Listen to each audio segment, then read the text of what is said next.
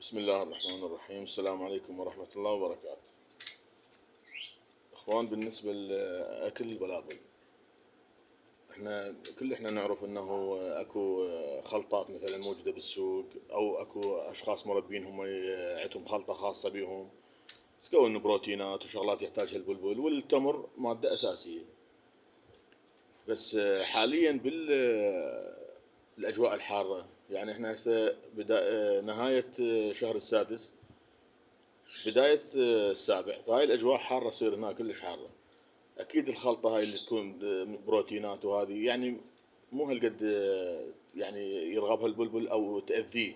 أكو مرات أكو خلطات وأكلات يعني تطيح حتى الريش مال البلبل خطية، لأن الجو حار وهي أصلا بروتينات وهاي يعني تتفاعل ويا حارة. فشنو المفروض إن نخلي له فاكهة، برتقال، تفاح، اي شيء موجود بالسوق موجود هاي الفواكه نخليها فواكه يعني. لان هو هسه حاليا يرغب هاي من رب العالمين سبحان الله.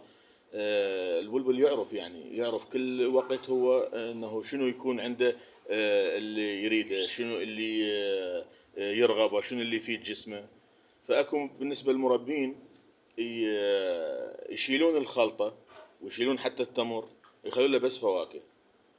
انا بالنسبه لي رايي الشخصي لا، اقول انه انا انطيه حريه الاختيار، اخليه الخلطه موجوده، التمر موجود، بس اضيف له فاكهه. ليش؟ هو يعرف جسمه شو يحتاج. احتمال انه يجوز ياخذ شيء بسيط من الخلطه، شيء بسيط من التمر، بالاضافه اللي يخليها الماده الاساسيه الفاكهه.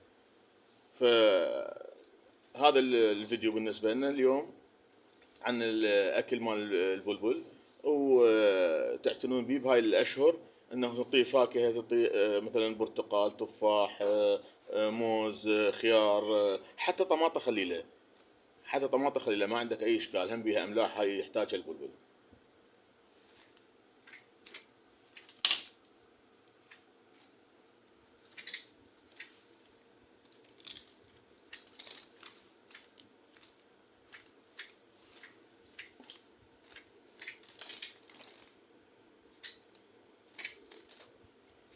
هاي تعلق له البرتقاله، وتضيف له بعد، تقدر مثلا تخلي له بعد نوع ثاني من الفاكهه، يكون افضل. ودائما الماي مال تعتني به بهاي، خصوصا بهاي الاشهر الحاره.